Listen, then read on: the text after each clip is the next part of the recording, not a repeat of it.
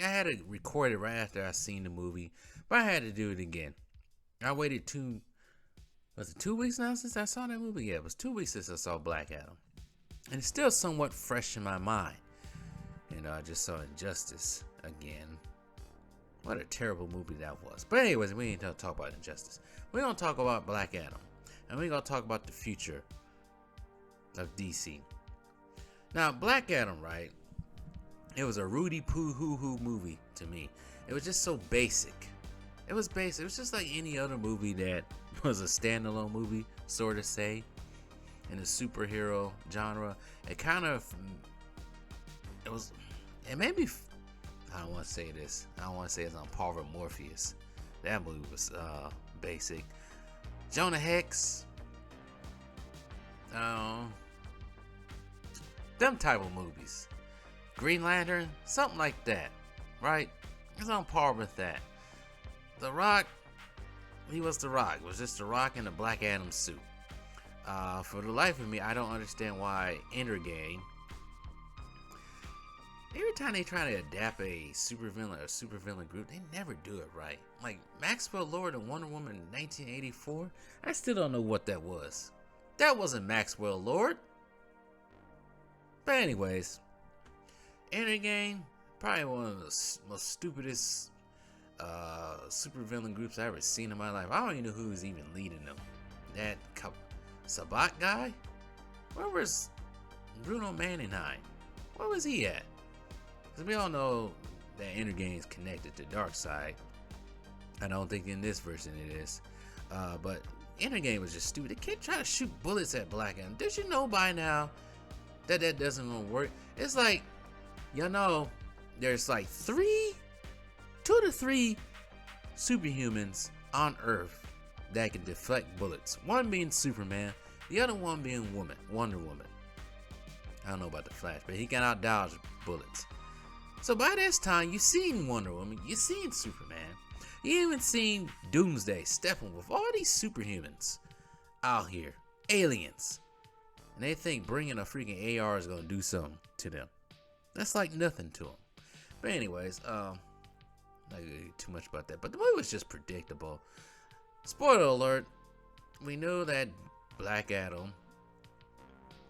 They tried to do some twists with who was the original Black Adam and 10th Adam and all that stuff. They tried to do that, so it wasn't 10th Adam; it was the son and all this stuff. I kind of knew Pierce Brosnan as Dr. Fate was gonna freaking perish somehow, some way. The villain was generic. Kind of remind me of every other villain that's been generic so far in the DCEU. He's on par, like at the same range with Ares. Ares could have been done so much better. Ares, a couple of villains in the DCU was just plain. Ares, the Enchantress, this Sabat guy. What other villains have been in the DCU so far that I'm forgetting? I can't think of any right now. Ain't that many. Okay, you could say Maxwell. Villain wise, they haven't been so great. Maybe General Zod, Darkseid, even Steppenwolf, if you count the Zack Snyder version of Justice League, are high up there. But the rest of them are just either middle of the pack or just low. And they freaking stuffed our face with Harley Quinn to the point she's not even a supervillain. Well, the comic book, she's more of an anti-heroine now, close to a hero, so that doesn't matter anymore. But this movie is just, it's plain. It's plain to me. As far as the future of DCU is concerned, with what's his name? James Gunn. Yeah, James Gunn. Now being ahead of this, I have no faith in it. Now that all these announcements made, I might actually make that into a different video in itself.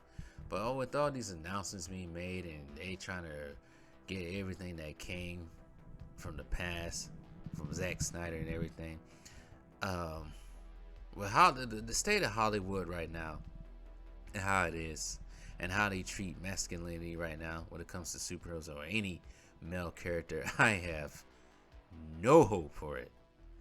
And I would not be partaking or spending my money on any of these films coming up. I'm sorry.